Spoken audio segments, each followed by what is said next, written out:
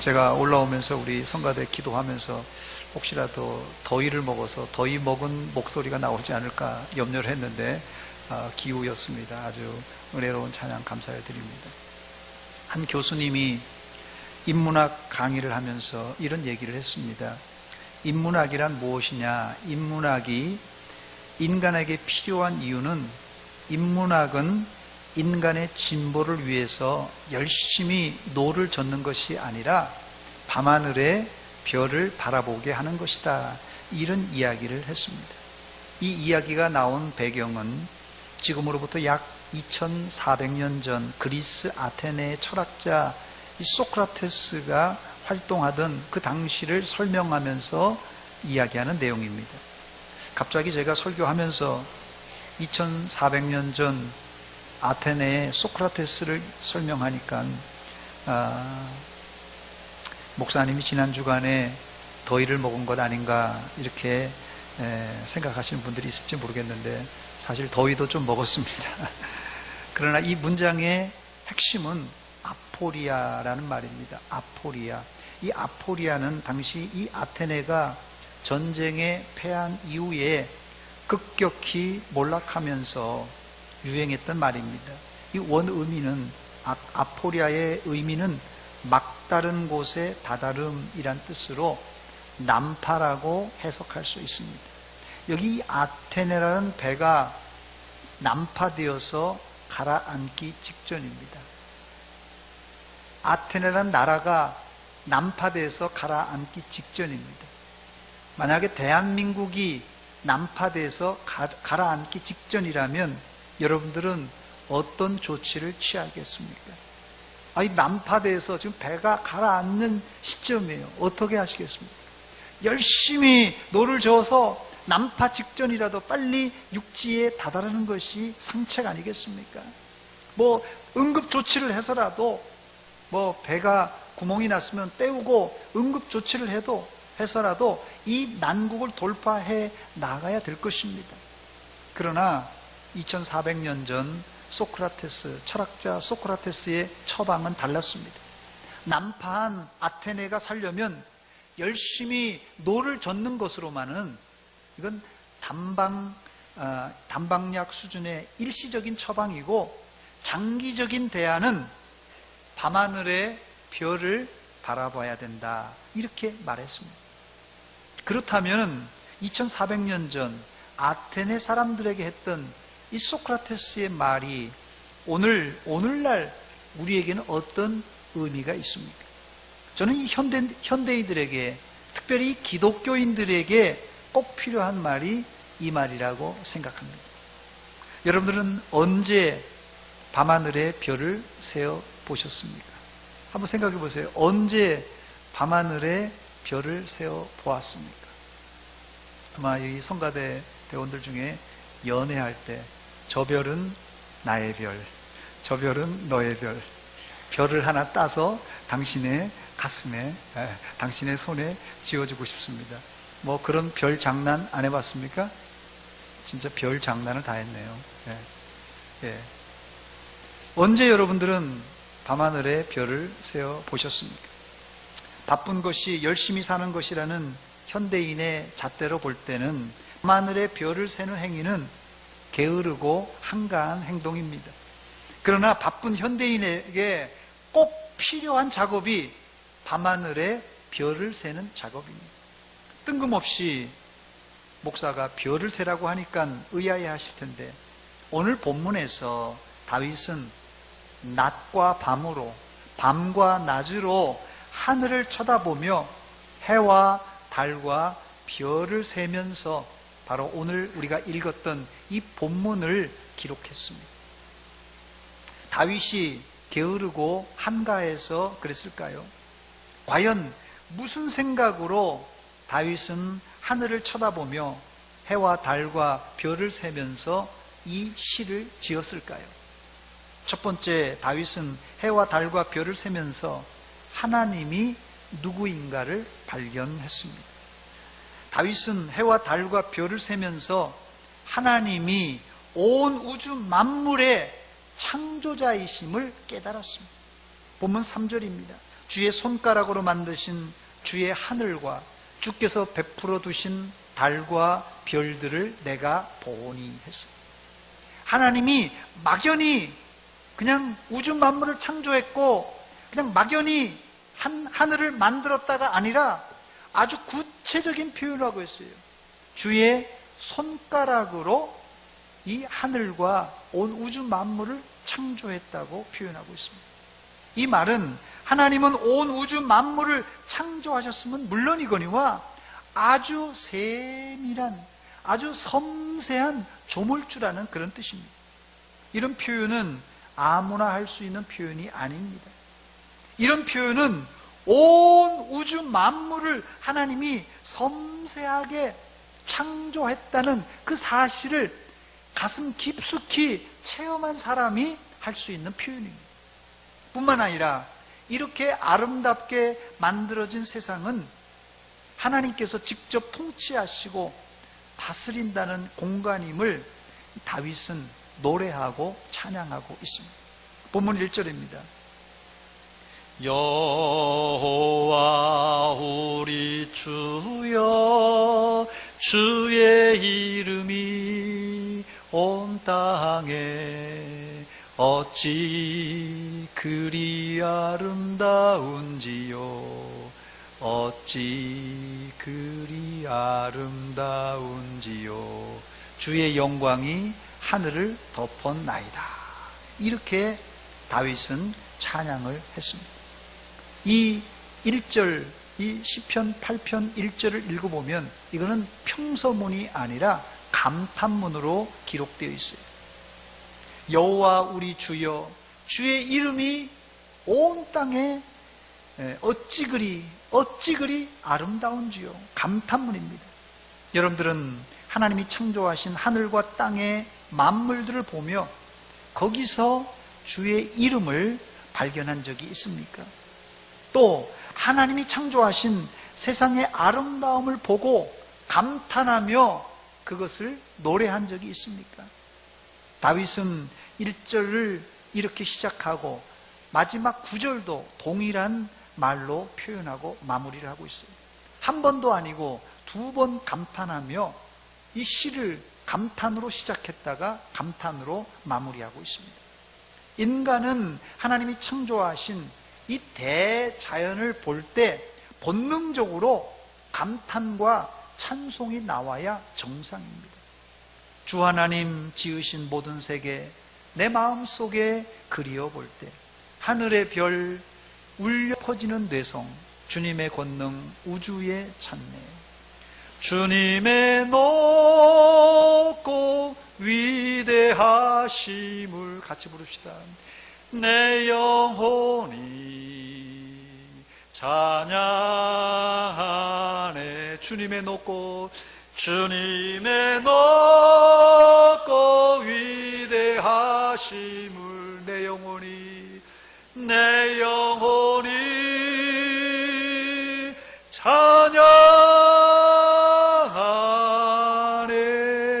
찬양하네. 할렐루야.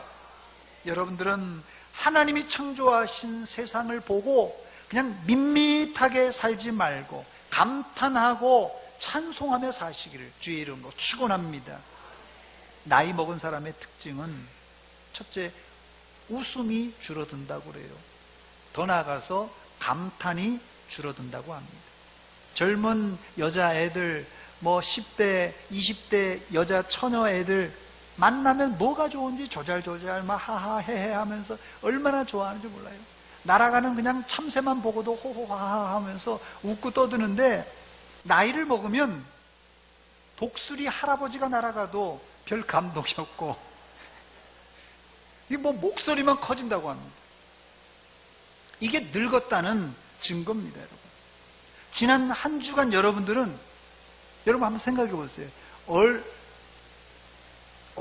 몇 번이나 그렇게 호탕하게 한번 웃어본 적이 있습니까? 몇 번 웃었어요, 지난주에? 몇 번 감탄해 보셨습니까? 몇 번 하나님을 생각하며 찬양하고 노래한 적이 있습니까? 여러분 한번 생각해 보세요. 내가 일주일 동안 내가 얼마나 호탕하게 웃어 보았는가?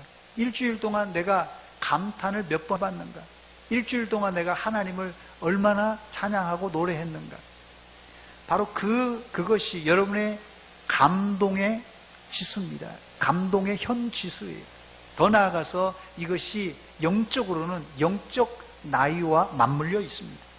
여기 시편 8편에서 다윗은 하나님이 온 우주 만물의 창조자인 것을 단순히 머리로만 알고 있지 않고 가슴으로 느끼고 또 그 느낌을 시로 표현하고 노래로 만들어서 불렀습니다. 그렇습니다. 신앙이란 알고만 있어서 곤란합니다. 알고만 있어서는 아무것도 소용이 없어요. 요한일서 2장 4절에 보니까 그를 아노라 하고 그를 안다고 그랬어요. 예수님을 아노라 하고 그의 계명을 지키지 아니하는 자는 거짓말장이라고 말했습니다. 신앙생활은 예수님을 아는 것으로 부족합니다. 예수님을 진정으로 안다는 것은 지적으로 알 뿐 아니라 감정적으로 느끼고 그 감정을 표현할 줄 알고 실천에 옮길 줄 알아야 그 사람이 진짜로 하나님을 안다라는 것이에요. 그런데 저를 비롯한 한국 사람들이 이게 좀 부족합니다.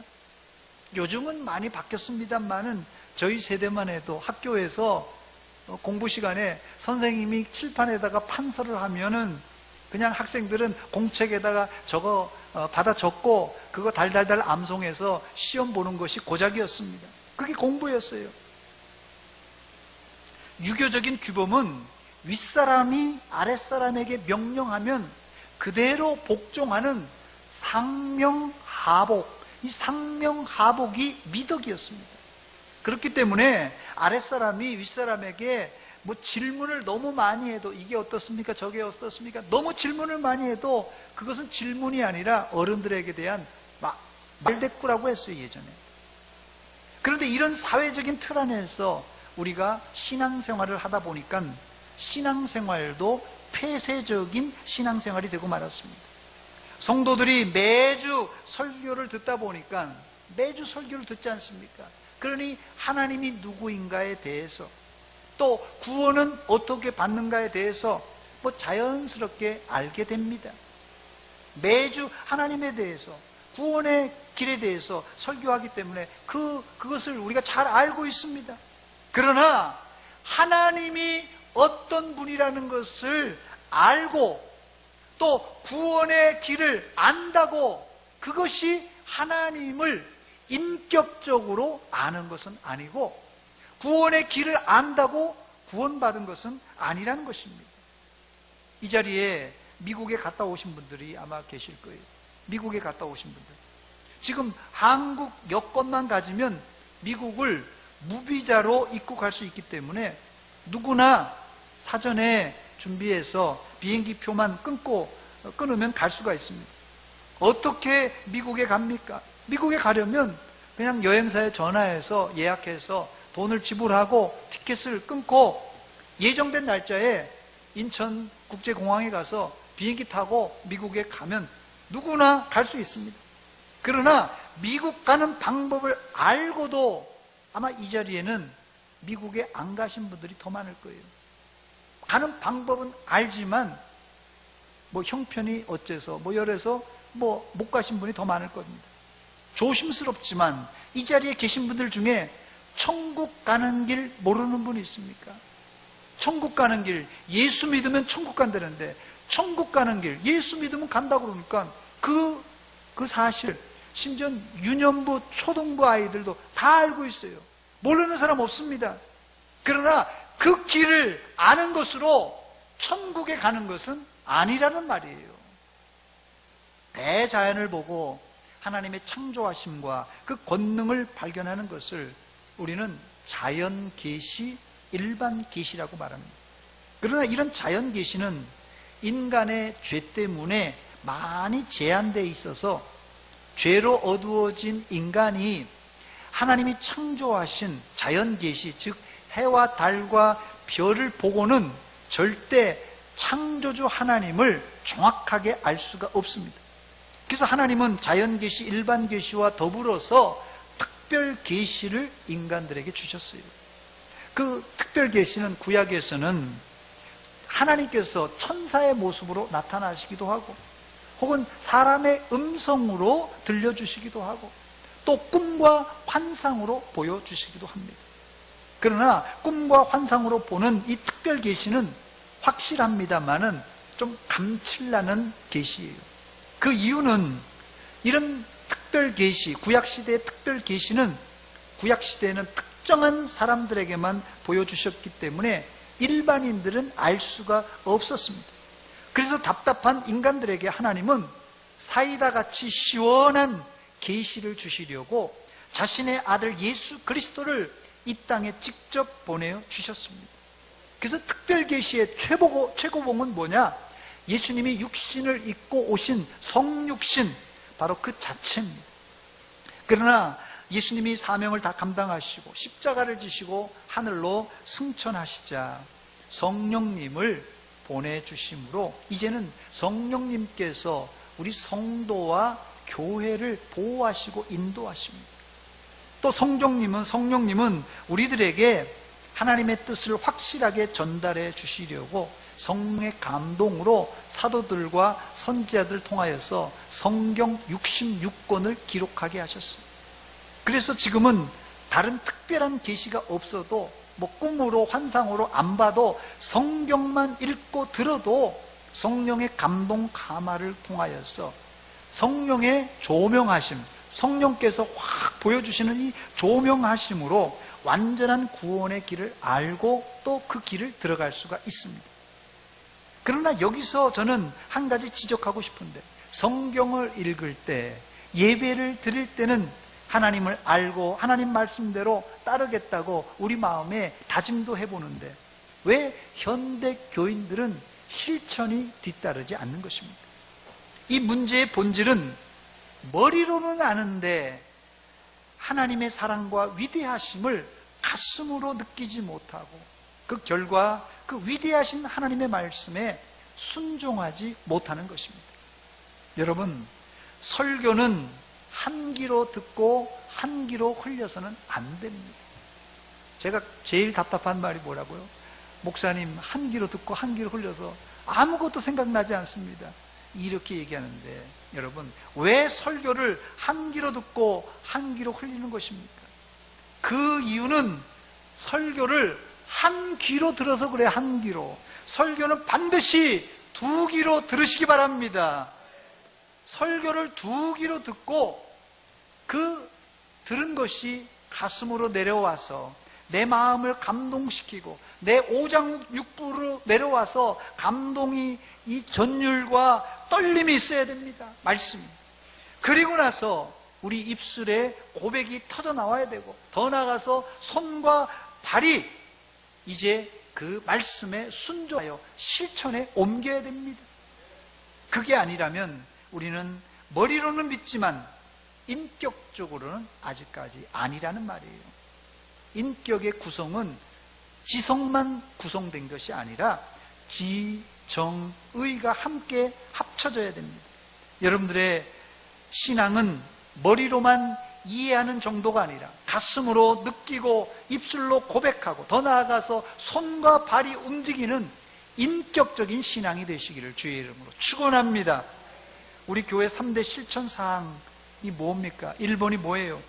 여기 가슴으로 성경을 읽는 거예요. 그냥 눈으로 머리로 그냥 읽고 하는 게 아니라 가슴으로 성경을 읽고 영으로 기도하고 열정으로 일해야 됩니다. 저를 한번 따라서 하시기 바랍니다. 두 귀로 말씀 듣고 성령의 감동받아 몸으로 순종합시다. 이게 바로 인격적인 신앙입니다. 두 귀로 말씀을 들어야 돼요. 그래야 우리 가슴으로 말씀이 내려와 성령의 감동이 있고 그것이 또 우리의 손과 발로 실천에 옮기게 되는 것입니다. 이게 인격적인 성도의 생활입니다. 이것이 다윗의 오늘 시편 8편의 중심으로 흐르는 그 신앙의 고백입니다. 다윗의 신앙 고백이에요. 두 번째, 다윗은 해와 달과 별을 보며 하나님을 발견했을 뿐 아니라 자신이 누구인가, 자신의 정체성을 깨달았습니다. 창조주를 발견한 사람은 자신을 발견한 사람이고, 자신을 발견한 사람은 인생의 목적을 발견한 사람입니다. 이게 연결고리가 있어요. 그래서 제일 먼저는 누구를 발견해야 된다고요? 창조주를 발견한 사람은 누구를 발견한다고요? 자신을 발견하게 되고, 자신을 발견한 사람은 뭘 발견하게 된다고요? 인생의 목적을 발견하는 사람입니다. 본문 4절입니다. 사람이 무엇이기에 주께서 그를 생각하시며 인자가 무엇이기에 주께서 그를 돌보시나이까. 다윗은 여기서 인생이란 누구인가를 잘 묘사하고 있습니다. 여러분, 인생이란 무엇입니까? 인생이란 누구입니까? 인생이란 하나님께서 특별히 생각하시고 돌보시는 존재입니다. 더 나아가 이 말은 사람은 하나님에게 절대 의존적인 존재라는 뜻이에요. 하나님께서 인간을 특별히 생각하시고 하나님께서 특별히 우리를 돌본다는 뜻은 역으로 우리는 하나님께 절대 의존적인 존재라는 말입니다. 즉 인간은 하나님의 돌보심이 아니고는 정상적인 생활을 할 수 없는 연약한 피조물들입니다. 인간이 하나님 의존적인 존재라는 말이 어쩌면 독립적인 인간에게는 기분 나쁘게 들릴 수 있어요. 내가 내 인생 살지 뭘 또 하나님께 의존적인가? 이렇게 들릴 수 있지만 이거는 나약한 말도 저주스러운 말도 아니라 가장 행복한 말입니다. 오히려 하나님을 의존하지 않고 살려는 인간이 똑똑하고 독립적으로 살지 몰라도 그 비극의 주인공들입니다. 여러분들은 하나님 없이 살려고 하지 말고 철저히 하나님 의존적인 삶을 사시기를 주의 이름으로 축원합니다. 이게 다윗이 인생이란 무엇인가라는 질문에서 발견한 진리예요. 다윗은 어떻게 이런 진리를 깨달았던 것입니까? 그 이유가 있습니다. 그 이유는 다윗은 어려서부터 집에서는 하나님의 말씀으로 양육을 받았고 동시에 양을 치는 목동 생활을 하면서는 하늘을 보며 하나님은 나의 창조주 하나님이라는 믿음의 고백이 있었던 사람입니다. 이 사실은 다윗이 어린 나이였지만 골리앗 앞에 서서 외쳤던 고백을 보면 우리가 잘 알 수 있습니다. 사무엘상 17장 45절로 47절입니다. 다윗이 블레셋 사람에게 이르되 너는 칼과 창과 단창으로 내게 나아오거니와 나는 만군의 여호와의 이름 곧 내가 모욕하는 이스라엘 군대의 하나님의 이름으로 내게 나아가노라. 오늘 여호와께서 너를 내 손에 넘기시리니 내가 너를 쳐서 내 목을 베고 블레셋 군대의 시체를 오늘 공중의 새와 땅의 들짐승에게 주어 온 땅으로 이스라엘에 하나님이 계신 줄을 알게 하겠고 또 여호와의 구원하심이 칼과 창에 있지 아니함을 이 무리에게 알게 하리라. 전쟁은 여호와께 속한 것인즉 그가 너희를 우리 손에 넘기시리라. 할렐루야. 이 고백은 절대 하늘만 보고 별을 세해서 할 수 없는 고백입니다.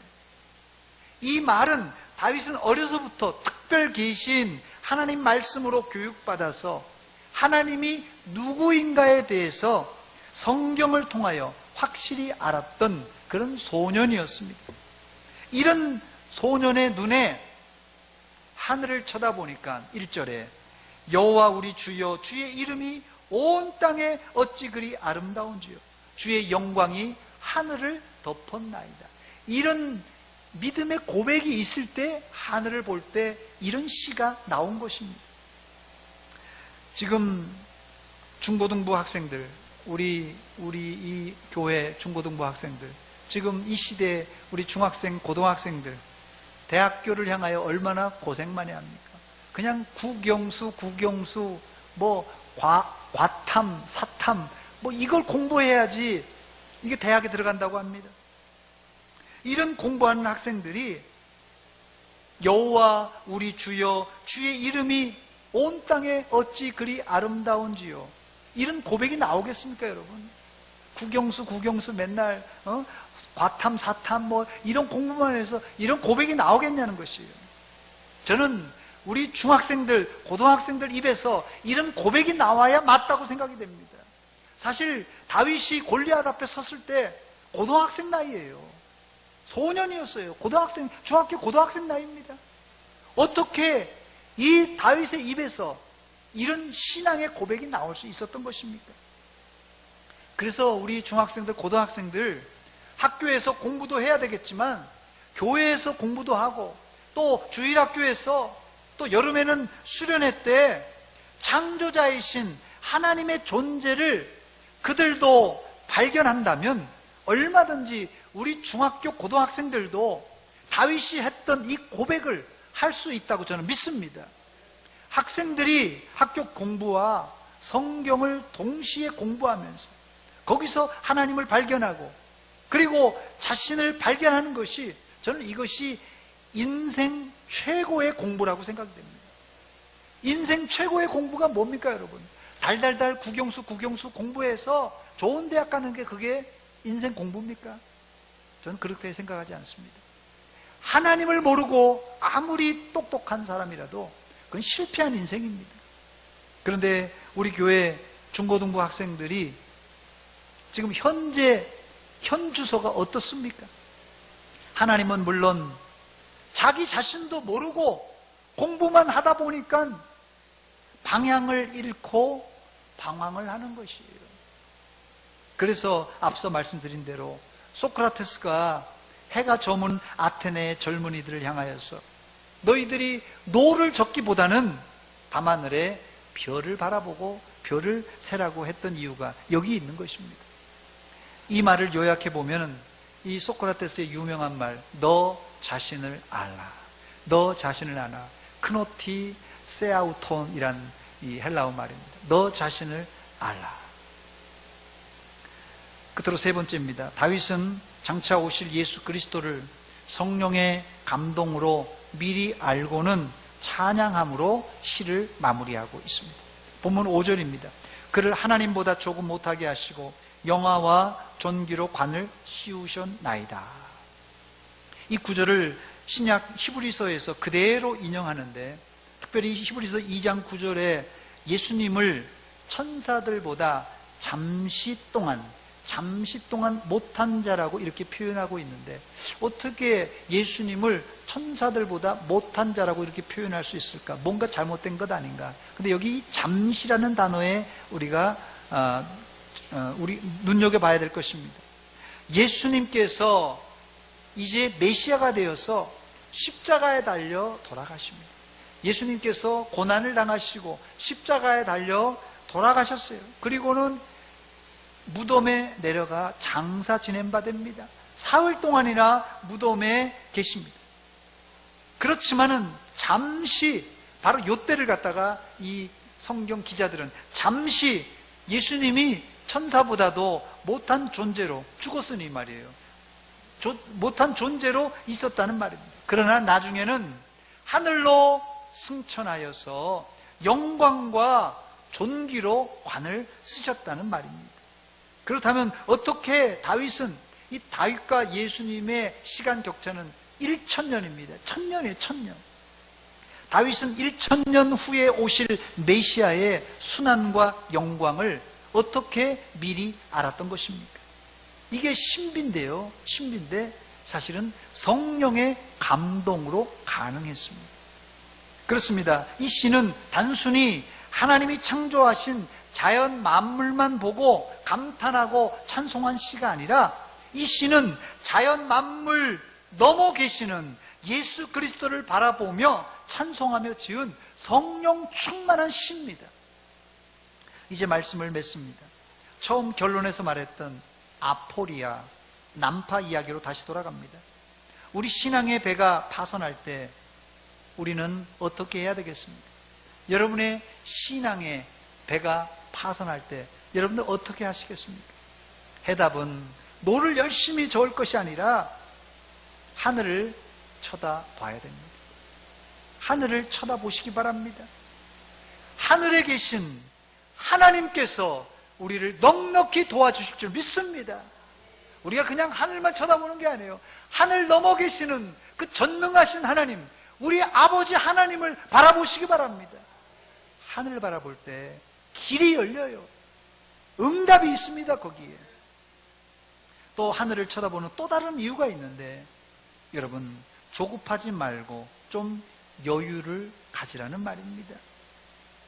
복잡한 가운데 여유를 가지고 하늘을 바라보며 하나님을 바라볼 때, 그때 비로소 우리는 온 우주 만물 가운데 계시는 하나님을 인격적으로 만날 수가 있습니다. 너무 바쁘다 보니까요, 하나님이 너하고 나하고 인격적으로 좀 만나자 해도, 아이고 하나님 나 지금 바쁩니다, 이것도 해야 되고 저것도 해야 되고, 너무 바쁜 사람, 이게 하나님 만날 수가 없어요. 인격적으로 차분하게 만날 수가 없어요. 그래서 오히려 내가 건강하다가 갑자기 딱 쓰러져 가지고 병원에 일주일 동안 누워 있을 때, 그런 여유가 있을 때 하나님을 만날 수 있는 기회가 됩니다, 여러분. 그래서 인생에 있어서 우리가 어떤 난파를 당하든지 어려움을 당했을 때, 그때가 하나님을 전 인격적으로 만날 수 있는 기회입니다, 여러분. 그렇기 때문에 여러분, 이 난파가 됐을지라도 걱정하지 마세요. 하나님께서 죽은 자도 살리시는 하나님이신데 배가 난파된 게 그게 문제입니까? 배 걱정하지 마시고 여러분 걱정하세요. 여러분, 배 걱정할 때가 아닙니다. 나를 걱정할 때입니다. 그렇게 하나님을 인격적으로 만날 때, 그러면 자연스럽게 하나님을 찬양할 수가 있고 하나님이 지으신 대자연을 찬양할 수가 있습니다. 본문 1절입니다. 여호와 우리 주여, 주의 이름이 온 땅에 어찌 그리 아름다운지요, 주의 영광이 하늘을 덮었나이다. 여러분들은 온 우주에 정확하게 새겨져 있는 주님의 이름을 발견하시고 그 이름의 아름다움을 인정하시고 그 이름을 찬양하시기 바랍니다. 그때 여러분들이 심지어 젖 먹는 어린아이 같이 연약한 사람일지라도 하나님은 우리의 대적들을 무찌르게 만드실 것입니다. 본문 2절입니다. 주의 대적으로 말미암아 어린 아이들과 젖먹이들의 입으로 권능을 세우시며 이는 원수들과 보복자들을 잠잠하게 하려 하심이니이다. 사랑하는 여러분, 영안이 열려, 여러분의 영안이 열려서 대자연을 통하여 대자연 넘어 계시는 하나님을 발견하시고 동시에 내 자신을 발견하시기 바랍니다. 그때 우리는 우리 인생의 목표와 목적을 뚜렷하게 발견하고 우리 2018년도 대전 서문교회 표처럼 구원의 감격을 회복하는 찬송의 사람이 넉넉히 될 수 있습니다. 아무쪼록 배가 난파한다고 그거 신경 쓰지 마시고요. 여러분, 하나님을 바라보시고 하나님을 찬양하시기 바랍니다. 하나님께서 넉넉하게 구원해 주실 줄 믿습니다. 같이 기도하겠습니다. 이 시간 기도할 때, 하나님, 우리가 인생을 살아가면서 너무 분주하게 살다 보니까 하나님도 잊고 내 자신도 누구인가를 잊고 살았습니다. 하나님, 이 시간 여유를 가지고 하나님이 창조하신 대자연을 바라봅니다. 하늘을 바라봅니다. 주님, 하늘 넘어 계신 하나님을 발견하게 하시고 내 자신을 발견하게 하시고, 하나님, 이제 하나님을 향하여 감동과 감탄과 찬양하며 살겠습니다. 한 목소리 같이 기도하겠습니다. 하나님 아버지, 은혜와 사랑 감사드립니다. 이 아침에 저희들 은혜의 자리로 인도하신 하나님, 우리가 분주하게 살다가 하나님도 놓치고 내 자신도 놓치고 인생의 방향도 놓치고 산 적이 너무나 많이 있습니다. 이 시간 하나님, 우리와 함께하여 주시옵소서. 하나님, 우리 삶의 중심에 찾아와 주시고 그 주님을 우리가 인격적으로 만나게 하여 주시옵소서. 껍데기만 가지고 우리가 신앙생활했습니다. 껍데기만 가지고 우리가 구원받았다고 했습니다. 껍데기만 가지고 우리가 살았습니다. 하나님, 우리 인생의 참 의미를 발견하게 하시옵소서. 주여, 우리 삶 가운데 중심에 찾아와 주시고 하나님, 우리를 선한 길로 인도하여 주시옵소서. 아버지 하나님, 우리의 자신을 발견하게 하여 주시옵소서. 우리가 하나님 왜 살고 어떤 방향으로 흘러가는지를 아버지 우리가 발견하게 하시고 주님을 깊이 아버지 하나님 체험하고 하나님 아버지, 은혜와 사랑 감사드립니다. 우리가 현대 분주하고 바쁜 사회에 살면서 이리 바쁘고 저리 바쁘고 뛰어다니느라고 정작 하나님을 놓치고 우리 자신이 누구인가도 잊고 살았습니다. 하나님, 다시 한번 우리가 신앙의 옷깃을 여미며 하나님이 창조하신 대자연을 통하여서 그 하늘 넘어 계시는 하나님을 인격적으로 만나게 하여 주시옵소서. 또한 내가 누구인가, 내 삶의 목적이 무엇인가를 바로 깨닫는 믿음의 백성들, 신앙의 인격을 가진 백성들 다 되게 하여 주시옵소서. 예수님의 이름으로 기도하옵나이다. 아멘.